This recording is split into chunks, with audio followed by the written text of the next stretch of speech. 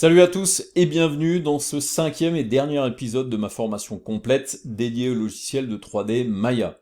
Ce que nous allons faire ensemble aujourd'hui à l'intérieur de ce cinquième chapitre, c'est voir tous les outils dans Maya qui vous permettront de faire des FX ou encore appeler des effets spéciaux. Donc ensemble, nous ferons de la simulation de fluide, de fumée, de la simulation de vêtements, de particules et aussi de dynamique. Et puis nous ferons le tour aussi de l'outil Mesh qui permettra de faire des animations pour le motion design par exemple. Pour être tout à fait précis, les outils que nous allons utiliser à l'intérieur de Maya vont être les N-particules, qui vont nous permettre de faire des simulations de particules, de fumée, de feu, etc., etc.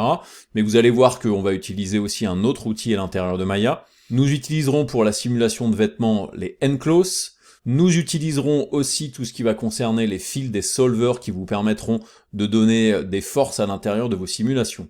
Et puis nous allons utiliser aussi Bifrost qui nous permettra de faire des simulations de fluide ou des simulations de fumée, et aussi son outil Boss qui permettra de faire des simulations d'océan. Et puis bien entendu, nous utiliserons aussi Mesh qui permet de faire des animations un petit peu complexes à la manière de ce que l'on peut réaliser parfois dans des logiciels comme Cinema 4D.